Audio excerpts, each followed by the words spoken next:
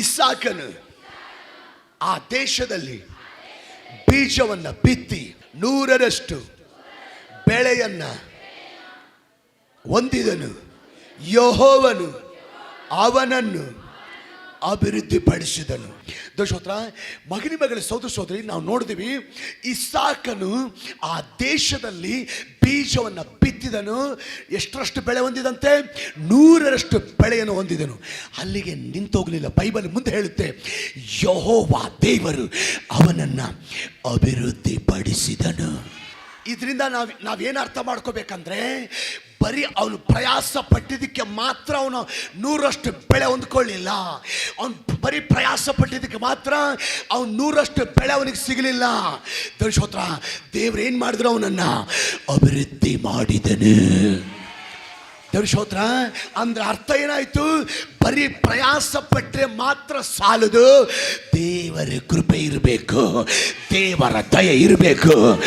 ಆಗ ಮಾತ್ರ ನಾವು ದೇವರಿಂದ 100ರಷ್ಟು ಆಶೀರ್ವಾದ ನೋಡಲಿಕ್ಕೆ ಸಾಧ್ಯ.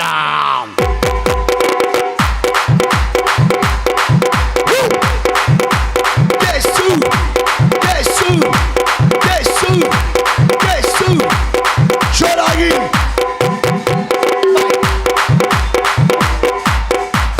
ಹಲ್ಲೆಲೂಯಾ.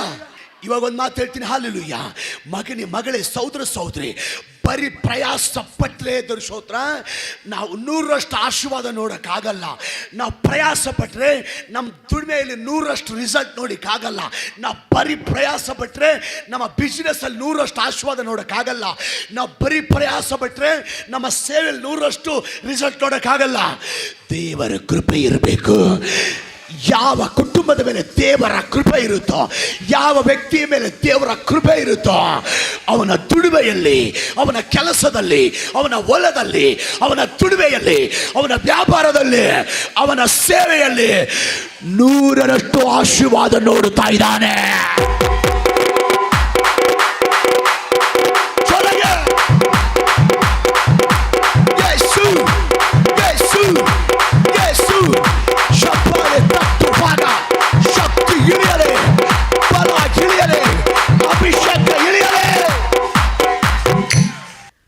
ಮಗನಿ ಮಗಳೇ, ಸಹೋದರ ಸಹೋದರಿ, ದೇಶೋತ್ರ ಪೇತ್ರ ಹುಟ್ಟಿದಾಗಿಂದ ಸಮುದ್ರದಲ್ಲಿ, ಅಂದರೆ ಸಮುದ್ರದ ಹತ್ರನೇ ಅವನ ಮನೆ. ಅವನ ಕಸುಬು ಪ್ರತಿದಿನ ಮೀನು ಹಿಡಿಯೋದೆ. ಮೀನು ಹಿಡಿಯೋದ್ರಲ್ಲಿ ಅವನು ಎಕ್ಸ್ಪರ್ಟ್ ಇದ್ದಾನೆ. ಮೀನು ಹಿಡಿಯೋದ್ರಲ್ಲಿ ಅವನಿಗೆ ಬಹಳ ಒಂದು ತಲಾಂತಿದೆ. ಎಲ್ಲಿ ಮೀನಿದೆ, ಎಲ್ಲಿ ಬಲೆ ಹಾಕಿದ್ರೆ ಮೀನು ಸಿಗುತ್ತಂತ ಪೇತ್ರನಿಗೆ ಚೆನ್ನಾಗಿ ಗೊತ್ತು. ಮೀನು ಹಿಡಿಯೋದ್ರಲ್ಲಿ ಪೇತ್ರಗಿಂತ ಎಕ್ಸ್ಪೀರಿಯನ್ಸು ಇನ್ನೊಬ್ಬರಿಲ್ಲ. ಪ್ರಯಾಸ ಪಟ್ಟಿದ್ದಾನೆ, ಬಲೆ ಹಾಕಿದ್ದಾನೆ, ರಾತ್ರಿ ಎಲ್ಲ ಪ್ರಯಾಸ ಪಟ್ಟಿದ್ದಾನೆ, ಒಂದು ಮೀನು ಸಿಕ್ಕಿಲ್ಲ. ರಾತ್ರಿ ಎಲ್ಲ ಕಷ್ಟಪಟ್ಟಿದ್ದಾನೆ, ಒನ್ಸ್ ಮೀನು ಸಿಕ್ಕಿಲ್ಲ. ಪ್ರಯಾಸ ಏನಾಯ್ತು? ಆದರೆ ದೇವ್ರ ಸ್ತೋತ್ರ, యేసయ్య ಪೇತ್ರನ ದೋಣಿ ಹತ್ಕೊಂಡು ಕೂತ್ಕೊಂಡಿದ್ದಾನೆ. ಪೇತ್ರ ಇವಾಗ ನನ್ನ ಮಾತಿನ ಮೇಲೆ ಬಲೆಗಳನ್ನು ಹಾಕಂತೇಳಿದ್ದಾನೆ. ಪೇತ್ರ యేసయ్య ಮಾತಿನ ಮೇಲೆ ನಂಬಿಕಿಟ್ಟು ದೇವರ ಕೃಪೆಯನ್ನು ಹತ್ಕೊಂಡು ಬಲೆ ಹಾಕಿದ್ದಾನೆ. ರಾಶಿ ರಾಶಿ ಮೀನುಗಳು ದೊರಕಿದೆ.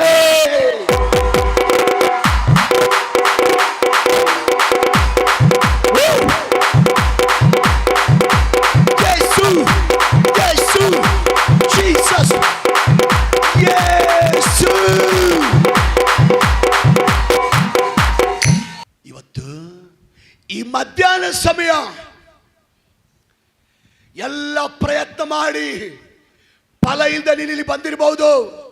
ಅಲ್ಲಿ ತಿರುಗಿ ಇಲ್ಲಿ ತಿರುಗಿ, ಅಲ್ಲಿ ಪ್ರಯಾಸ ಪಟ್ಟು ಇಲ್ಲಿ ಪ್ರಯಾಸ ಪಟ್ಟು, ಅಲ್ಲಿ ಕಷ್ಟಪಟ್ಟು ಇಲ್ಲಿ ಕಷ್ಟಪಟ್ಟು, ದೇವಶೋತ್ರ ನಿನ್ನ ಪ್ರಯಾಸಕ್ಕೆ ಫಲ ಸಿಗದೆ ನೀನು ಇಲ್ಲಿ ಬಂದಿರಬಹುದು. ನೀನ್ ದೇವರನ್ನೇ ಆತುಕೊಳ್ಳುವಾಗ ಖಚಿತವಾಗಿ ನನ್ನ ದೇವರು ನಿನ್ನ ಜೀವಿತದಲ್ಲಿ ಅದ್ಭುತ ಮಾಡ್ತಾನೆ.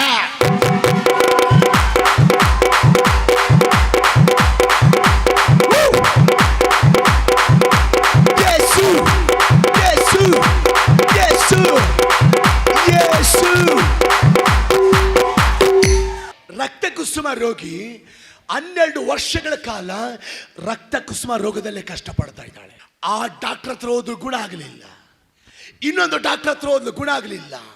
ಇನ್ನೊಂದು ಆಸ್ಪತ್ರೆಗೆ ಹೋದ್ಲು, ಗುಣ ಆಗಲಿಲ್ಲ. ಇನ್ನೊಂದು ಆಸ್ಪತ್ರೆಗೆ ಹೋದ್ಲು, ಗುಣ ಆಗಲಿಲ್ಲ.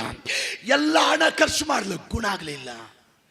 ಕೈಯಲ್ಲಿರೋ ಹಣ ಎಲ್ಲ ಖಾಲಿ ಆಯಿತು, ಆದರೆ ರೋಗ ಮಾತ್ರ ಕಡಿಮೆ ಆಗಲಿಲ್ಲ.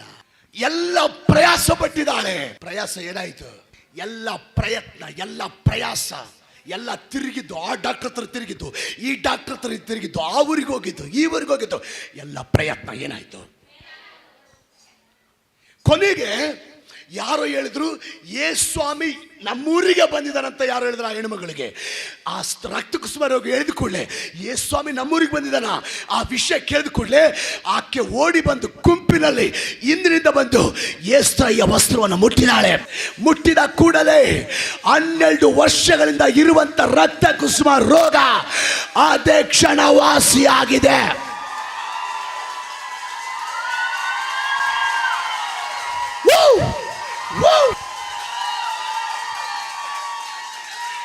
ಯಾವಾಗ ಆಕೆ ಗುಣ ಇತ್ತು ದೇವಶೋತ್ರ?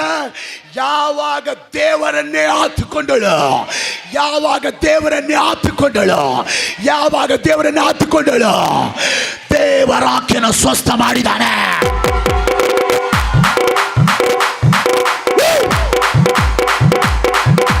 ಯೇಸು, ಯೇಸು, ಜೀಸಸ್.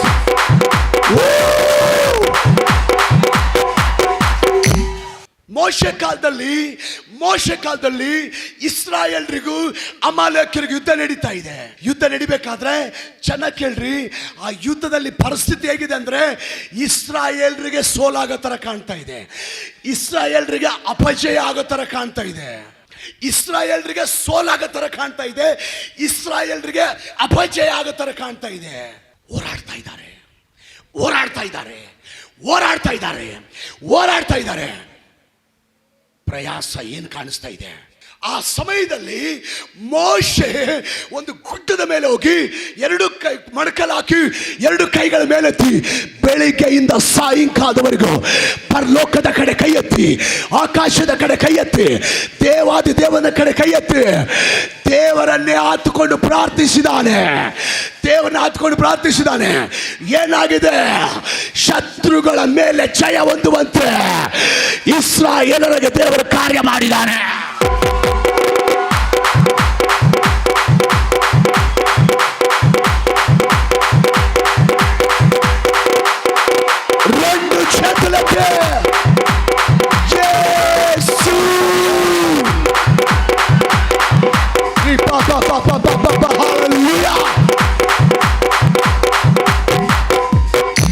ನಿಮ್ಮ ದುಡಿಮೆಯಲ್ಲಿ 100% ರಿಸಲ್ಟ್ ನೋಡ್ಬೇಕಾ?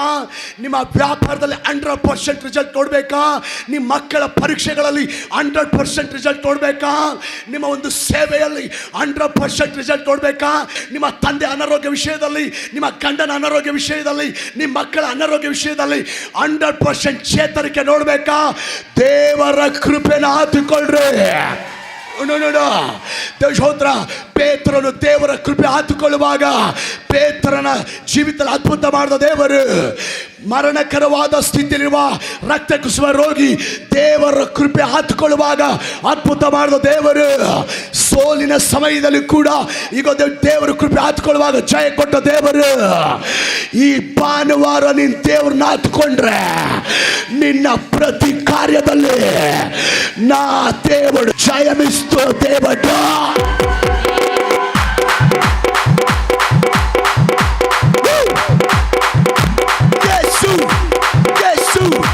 ಚಪ್ಪಾಳೆ ತಟ್ಟುವಾಗ ಶಕ್ತಿ ಇಳಿಯಲೇ, ಬಲ ಇಳಿಯಲೇ, ಅಭಿಷೇಕ ಇಳಿಯಲೇ. ಮಗಳಿ ಸೋದರ ಸೋದರಿ, ದೇವ್ರ ಕೃಪೆ ಅಂದ್ರೆ ಏನ್ ಗೊತ್ತಾ ನಿಮ್ಗೆ? ಕೇಳಿಸ್ಕೊಳ್ಳಿ. ದೇವ್ರ ಕೃಪೆ ಅಂದ್ರೆ ಏನಂತ ಹೇಳ್ತೀನಿ, ಕೇಳಿಸ್ಕೊಳ್ಳಿ. ಇಷ್ಟ ಆದ್ರೆ ತಲೆ ಕೆಟ್ಟೋದ್ರೆ ಆಮೇಲೆ ಹೇಳ್ಬೇಕು ಈ ಮಾತು ಕೇಳಿ.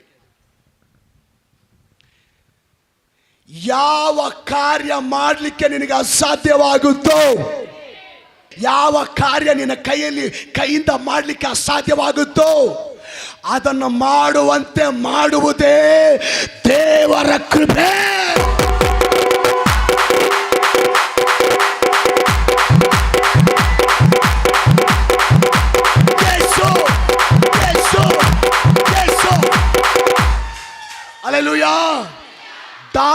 ಕೈಯಿಂದ ಸಹ ಮಾಡ್ಲಿಕ್ಕಾಗದಿರುವಂಥದ್ದು ಮಾಡುವಂಥದ್ದು ದೇವರ ಕೃಪೆ.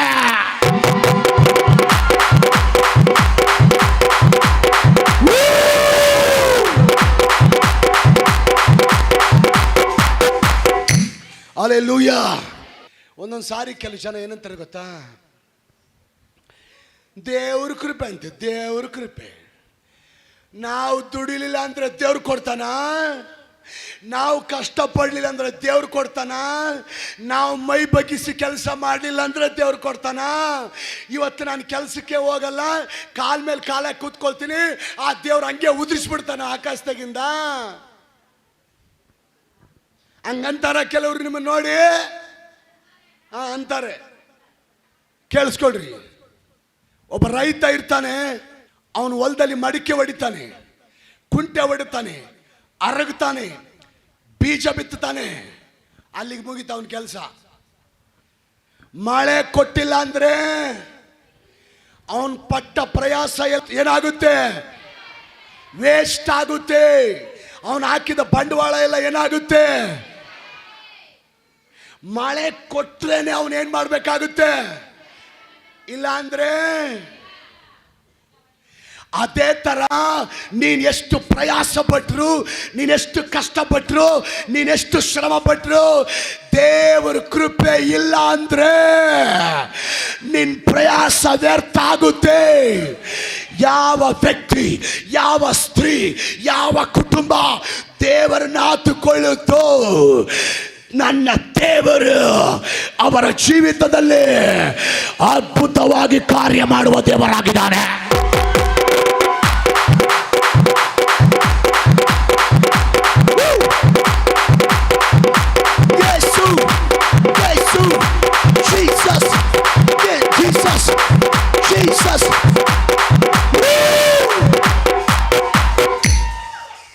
ಮಗನಿ ಮಗಳೇ, ದೇವ್ರ ಕೃಪೆ ಅಂದ್ರೆ ಹೇಳಿದೆ ನಾನು, ಯಾವುದು ನಮ್ಮ ಕೈಯಿಂದ ಮಾಡ್ಲಿಕ್ಕೆ ಅಸಾಧ್ಯವೋ ಅದನ್ನು ಮಾಡೋದು ದೇವ್ರ ಕೃಪೆ. ಚೆನ್ನಾಗಿ ಕೇಳ್ರಿ. ಯಾವುದು ನಮ್ಮ ಕೈಯಿಂದ ಮಾಡ್ಲಿಕ್ಕೆ ಅಸಾಧ್ಯವೋ ಅದನ್ನು ಮಾಡೋದೇ ದೇವ್ರ ಕೃಪೆ. ಬೈಬಲ್ ಅಲ್ಲಿ ಗಿದ್ಯೋನು ಅನ್ನುವಂಥ ವ್ಯಕ್ತಿ ಇದ್ದಾನೆ. ಚೆನ್ನಾಗಿ ಕೇಳ್ರಿ. ಶತ್ರುಗಳು ಅವನ ಮೇಲೆ ಯುದ್ಧಕ್ಕೆ ಬರ್ತಾ ಇದ್ದಾರೆ. ಅವನ ಜೊತೆ ಇರೋದು ಬರೀ 300 ಜನ. ಎಷ್ಟು ಜನ? 300 ಜನ ಇದ್ದಾರೆ. ಶತ್ರುಗಳು 10 ಲಕ್ಷ ಮಂದಿ ಇದ್ದಾರೆ. ಯಾರು ಗೆಲ್ಲಬಹುದು? 10 ಲಕ್ಷ ಜನ ಇಲ್ಲಿ, 300 ಜನ ಇಲ್ಲಿ. ಗೆಲ್ಲಲಿಕ್ಕೆ 100% ಸಾಧ್ಯ ಇಲ್ಲ. ಗೆಲ್ಲಲಿಕ್ಕೆ 100% ಸಾಧ್ಯ ಇಲ್ಲ. 300 ಜನ ಇಲ್ಲಿ, 10 ಲಕ್ಷ ಜನ ಇಲ್ಲಿ. ನೀವು ಹೆಂಗೆ ಯೋಚನೆ ಮಾಡಿದ್ರು ಗೆಲ್ಲಕ್ಕೆ ಸಾಧ್ಯ ಇಲ್ಲ. ಆದರೂ ಗೆದ್ದಿದ್ದಾರೆ. 300 ಜನನೇ ಗೆದ್ದಿದ್ದಾನೆ. ಹೇಗೆ? ಹೇಗೆ? ಹೇಗೆ? ದೇವರ ಕೃಪೆಯಿಂದ.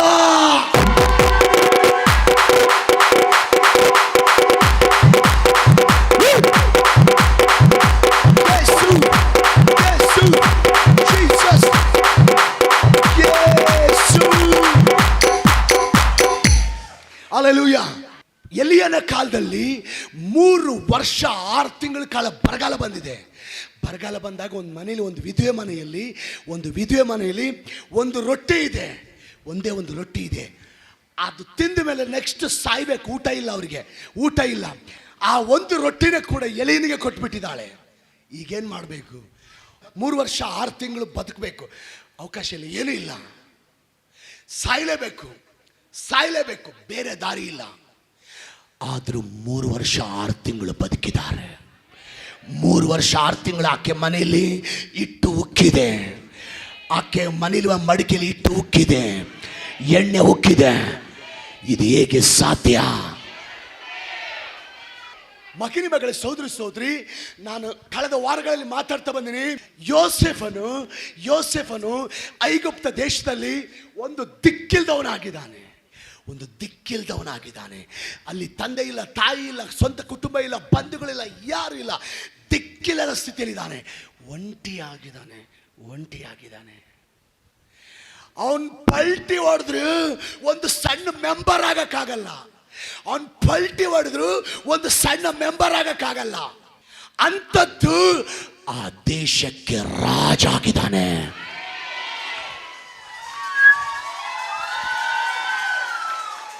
ಹೇಗೆ? ದೇವರ ಕೃಪೆ.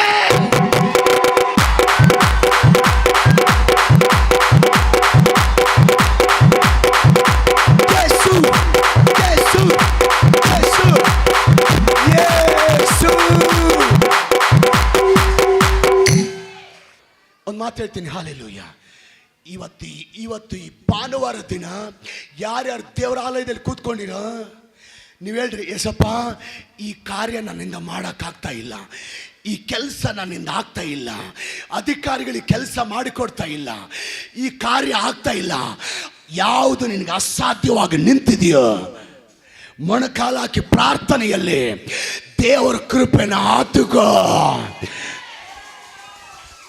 ಬಿಸಿನೆಸ್ ಅಲ್ಲಿ ನಿನ್ನ ಬಿಸಿನೆಸ್ ನಷ್ಟದಲ್ಲಿ ಸಾಕ್ತಾ ಇದೆಯಾ, ದೇವ್ರ ಕೃಪೆ ಆತ್ಕೋ. ನಿನ್ ದುಡಿಮೆ ಲಾಸಲ್ಲಿ ಹೋಗ್ತಾ ಇದೆಯಾ, ದೇವ್ರ ಕೃಪೆ ಆತ್ಕೋ. ಅಧಿಕಾರಿಗಳ ಹತ್ರ ತಿರುಗ್ತಾ ಇದೆಯಾ, ಎಷ್ಟು ತಿರುಗಿದ್ರು ಅವ್ರು ಕೆಲಸ ಮಾಡಿಕೊಡ್ತಾ ಇಲ್ವಾ, ದೇವ್ರ ಕೃಪೆ ಆತ್ಕೋ. ನಿಮ್ ತಾಯಿ ಭಯಂಕರವಾದಂತ ಅನಾರೋಗ್ಯದಲ್ಲಿ ಹಾಸಿಗೆಯಲ್ಲಿ ಬಿದ್ದಿದ್ದಾರಾ, ನಿಮ್ ತಂದೆ ಅನಾರೋಗ್ಯದಿಂದ ಹಾಸಿಗೆಯಲ್ಲಿ ಬಿದ್ದಿದ್ದಾರಾ, ನಿಮ್ಮ ಗಂಡ ಅನಾರೋಗ್ಯದಿಂದ ಹಾಸಿಗೆಯಲ್ಲಿ ಬಿದ್ದಿದ್ದಾನ, ನಿಮ್ಮ ಮಕ್ಕಳು ಅನಾರೋಗ್ಯದಿಂದ ಹಾಸಿಗೆ ಬಿದ್ದಿದ್ದಾರ, ದೇವರ ಕೃಪೆ ಆತ್ಕೋ. ಸಂತಾನನೇ ಆಗಿಲ್ವಾ, ದೇವರ ಕೃಪೆ ಆತ್ಕೋ. ಹೊಟ್ಟೆ ಒಳಗಡೆ ಕ್ಯಾನ್ಸರ್ ಗಡ್ಡೆ ಇದೆಯಾ, ದೇವರ ಕೃಪೆ ಆತ್ಕೋ. ಡಾಕ್ಟರ್ ಬದುಕಲ್ಲ ಅಂತ ಹೇಳಿದಾರ, ದೇವರ ಕೃಪೆ ಆತ್ಕೋ. ನೀನ್ ದೇವರ ಕೃಪೆ ಆತ್ಕೊಳ್ಳುವಾಗ ಮನುಷ್ಯರಿಗೆ ಅಸಾಧ್ಯವಾದದ್ದು ನಿನಗೆ ಅಸಾಧ್ಯವಾದದ್ದು, ಡಾಕ್ಟರ್ಗೆ ಅಸಾಧ್ಯವಾದದ್ದು ಸಾಧ್ಯವಾಗುವಂತ ದೇವರು ಕಾರ್ಯ ಮಾಡುವ ದೇವರಾಗಿದ್ದಾರೆ.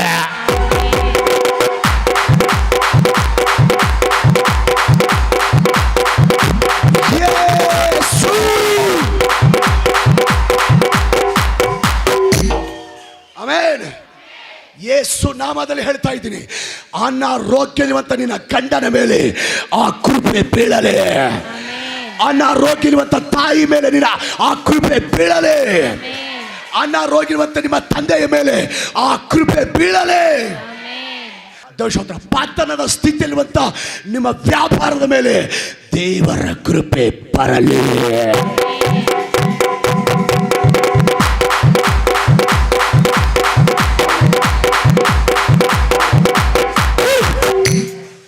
ಚೆನ್ನಾಗಿ ಕೇಳಿಸ್ಕೊಳ್ರಿ ಮಗನೇ, ಸಹೋದರಿ, ದಾವೀದನು ಕುರಿ ಕಾಯುವಂತ ಸಾಧಾರಣ ವ್ಯಕ್ತಿ.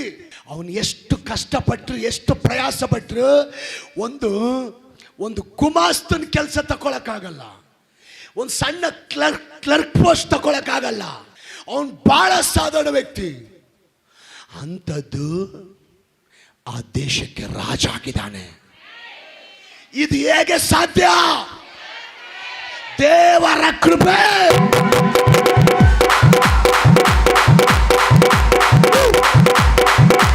ಯೇಸು, ಯೇಸು, ಯೇಸು, ಯೇಸು.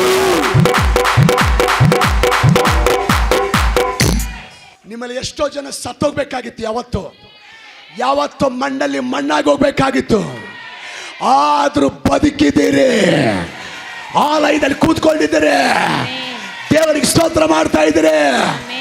ಇದು ಹೇಗೆ ಸಾಧ್ಯ? ದೇವರ ಕೃಪೆ.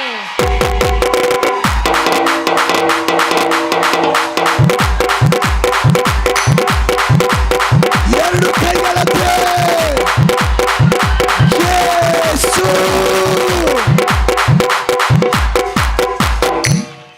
ಒಂದು ಮಗು ಸತ್ತೋಗಿದೆ, ವಾಪಸ್ ಕಳಿಸಿದ್ರೆ ಆಸ್ಪತ್ರೆಯಿಂದ ಮಗು ಸತ್ತೋಗಿದೆ, ಮತ್ತೆ ತಕೊಂಡೋಗ್ರಂತ. ಆ ತಂದೆ ತಾಯಿ ಮಗುನ ತಕ್ಕೊಂಬಂದು, ಅಯ್ಯ ಈ ಮಗುಗೋಸ್ಕರ ಪ್ರಾರ್ಥನೆ ಮಾಡಂತ ಹೇಳಿದ್ದಾರೆ. ಪ್ರಾರ್ಥನೆ ಮಾಡಿದೀವಿ. ಈಗ ಆ ಮಗಳು ಬದುಕಿದಾಳೆ, ಆ ಮಗಳಿಗೆ ಮದುವೆ ಕೂಡ ಮಾಡಿಕೊಟ್ಟಿದ್ದಾರೆ, ಜೀವಂತವಾಗಿದ್ದಾಳೆ. ಇದು ಹೇಗೆ ಸಾಧ್ಯ? ದೇವರ ಕೃಪೆ.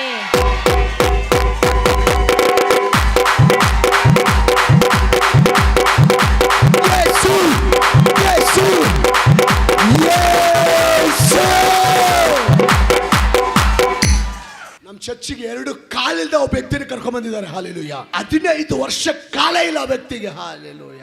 ದೇಕೊಂಡು ನಡೆದಾಡಬೇಕು ಅಂತ ವ್ಯಕ್ತಿನ ಒಂದು 5-6 ಜನ ಹೊತ್ಕೊಂಡು ಬಂದು ಆಲಯದಲ್ಲಿ ಹಾಕಿದ್ದಾರೆ. ಹಾಲೆಲೂಯ.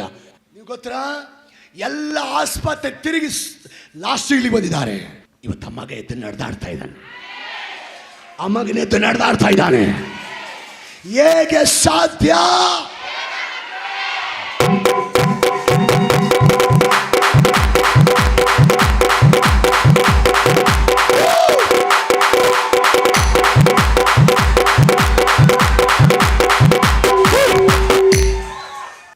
ಮಗನಿ ಸೋದರ ಸೋದರಿ, ಮೊರ್ದೆಕೈ ಅನ್ನುವಂಥ ಒಬ್ಬ ವ್ಯಕ್ತಿ ಇದ್ದಾನೆ.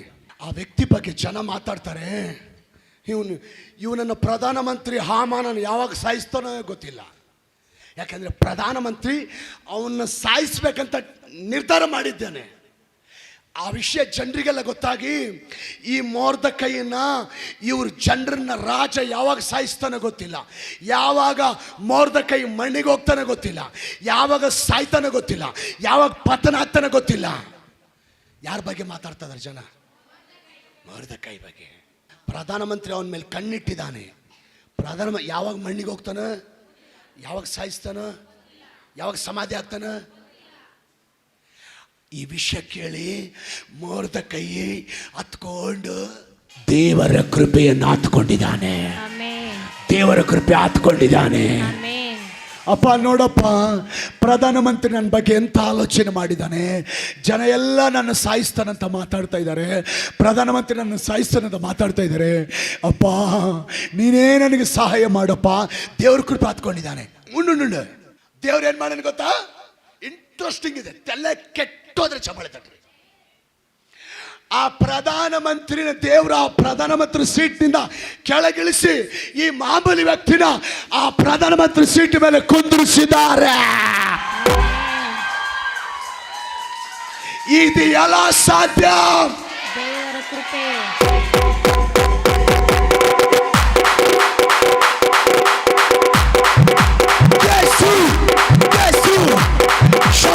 ತಟ್ಟುವಾಗ ಈ ಆಲಯದಲ್ಲಿ ದೇವರ ಶಕ್ತಿ ಇಳಿಯಲೇ, ದೇವರ ಫಲ ಇಳಿಯಲೇ, ದೇವರ ಅಭಿಷೇಕ ಇಳಿಯಲೇ.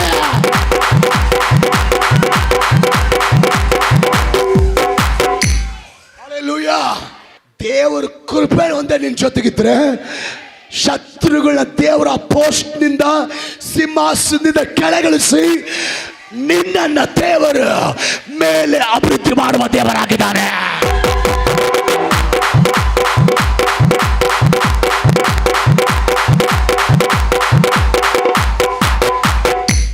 ಒಂದು ಮಾತು ಹೇಳ್ತೇನೆ ರೀ, ಯಾವ ವ್ಯಕ್ತಿ ಒಬ್ಬರನ್ನ ತುಳಿಬೇಕಂತ ತಲೆಯಲ್ಲಿ ಇಟ್ಕೊಂಡನೋ ಅವನ ಹಾಮಾನನ ವಂಶದವನೇ ಅವನು. ಯಾರೇ ಇರಲಿ ಅದು. ಫಸ್ಟ್ ಆಫ್ ಆಲ್ ದೇವ್ರ ಮಕ್ಕಳಲ್ಲಿ ಆ ಬುದ್ಧಿನೇ ಇರಬಾರ್ದು. ಒಬ್ಬರನ್ನ ತುಳಿಬೇಕು, ಒಬ್ಬರ ಹೆಸರನ್ನ ಕೆಡಿಸ್ಬೇಕು, ಒಬ್ಬರ ನಾಶನ ನೋಡಬೇಕು, ಇಲ್ಲದ ಸಲ್ಲದ ಅವನ ಬಗ್ಗೆ ಸೃಷ್ಟಿ ಮಾಡಬೇಕು, ಇಲ್ಲಬಲ್ಲದ ಸಲ್ಲದ ಮಾತುಗಳು ಅವ್ರ ಬಗ್ಗೆ ಸೃಷ್ಟಿ ಮಾಡಬೇಕು, ಅವ್ರ ಹೆಸರು ಕೆಡಿಸ್ಬೇಕು, ಅವ್ರ ಪೋಸ್ಟ್ ಕೆಡಿಸ್ಬೇಕು, ಅವ್ರನ್ನ ತುಳಿಬೇಕು, ಅವ್ರನ್ನ ನಿರ್ನಾಮ ಮಾಡಬೇಕಂತ ಒಂದು ವೇಳೆ ಅಂತ ಬುದ್ಧಿ ಇದ್ರೆ ಅದು ಯಾರ ಬುದ್ಧಿ? ಹಾಮಾನನ ಬುದ್ಧಿನೇ. ಒಂದು ಮಾತು ಹೇಳ್ತೀನಿ, ಅಂತ ಹಾಮಾನ ಅಂತವ್ರು 1000 ಜನ ಇರಲಿ, ಯಾಕೆ ಚಿಂತೆ ಮಾಡ್ತಾರೆ? ದೇವರ ಕೃಪೆ ನಿನ್ನ ಮೇಲಿರುವಾಗ ಉಳಿದ ದೇವರು ಅವ್ರನ್ನೇ ಕೆಳಗಿಳಿಸ್ತಾನೆ. ಅವ್ರೇನು ಗೊತ್ತಾ? ಅವರು ನೀವು ಕೆಳಗೆ ಹೋಗ್ತೀವಿ ಅಂದ್ಕೊಂಡಾರ. ಅವರು ದೇವರ ಕೃಪೆ ನೀతో ఉన్నంత వరకు ఎవడు నిన్ను తొక్కడానికి అవకాశం లేదు.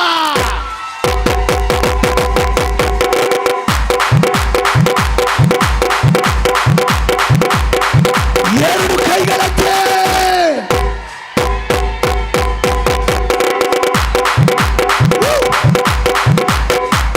ಯೇಸು ಯೇಸು ಯೇಸು ಯೇಸು.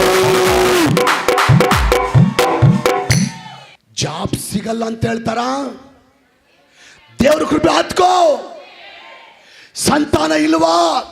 ದೇವ್ರ ಕೃಪೆ ಹತ್ಕೋ. ಶತ್ರುಗಳು ನಿನ್ನ ತುಳಿಬೇಕಂತ ಪ್ರಯತ್ನಿಸ್ತಾ ಇದ್ದಾರಾ? ದೇವ್ರ ಕೃಪೆ ಹತ್ಕೋ.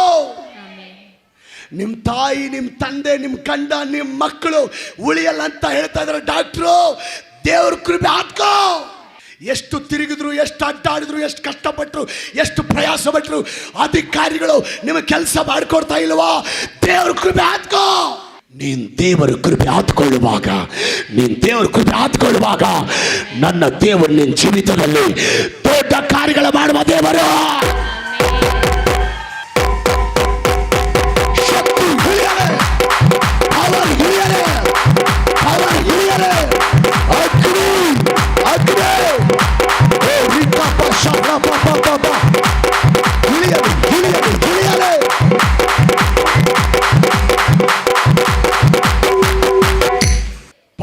ಪೌಲೆ ಒಂದು ಮಾತು ಕೇಳ್ತಾನೆ. ತುಂಬ ಹೊಟ್ಟೆ ನೋಯ್ತಾ ಇರ್ತದೆ ಪೌಲನಿಗೆ. ತುಂಬ ಒಳಗಡೆ ಅವನು ಹೇಳ್ತಾನೆ, ಒಂದು ಕತ್ತಿ ತಗೊಂಡು ಯಾರೋ ನನ್ನ ಒಳಗಡೆ ಚುಚ್ತಾ ಇದ್ದಾರೆ, ಅಷ್ಟು ನೋವಾಗ್ತಾ ಇದೆ.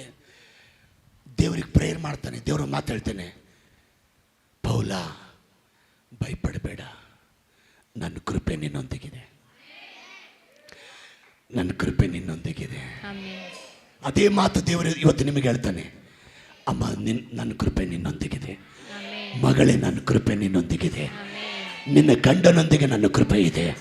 ನಿಮ್ಮ ತಾಯಿ ಜೊತೆಗೆ ನನ್ನ ಕೃಪೆ ಇದೆ. ನಿಮ್ಮ ತಂದೆ ಜೊತೆಗೆ ನನ್ನ ಕೃಪೆ ಇದೆ. ನಿಮ್ಮ ಮಕ್ಕಳ ಜೊತೆ ನನ್ನ ಕೃಪೆ ಇದೆ. ನಿಮ್ಮ ಬಿಸ್ನೆಸ್ಸಲ್ಲಿ ನನ್ನ ಕೃಪೆ ಇದೆ. ನಿಮ್ಮ ಹೊಲದಲ್ಲಿ ನನ್ನ ಕೃಪೆ ಇದೆ. ನಿಮ್ಮ ವ್ಯಾಪಾರದಲ್ಲಿ ನನ್ನ ಕೃಪೆ ಇದೆ. ಈ ಆಲಯದಲ್ಲಿ ನನ್ನ ಕೃಪೆ ಇದೆ. ಆ ಸೇವಕರ ಕುಟುಂಬದ ಜೊತೆ ದೇವರ ಕೃಪೆ ಇದೆ. ದೇವ ಕೃಪೆ ನಮ್ಮ ಸಂಗಡ ಇರೋವರೆಗೂ ಯಾವ ಅಪವಾದಿ ನಿಮ್ಮನ್ನು ಮುಟ್ಲಿಕ್ಕೆ ಸಾಧ್ಯವಿಲ್ಲ.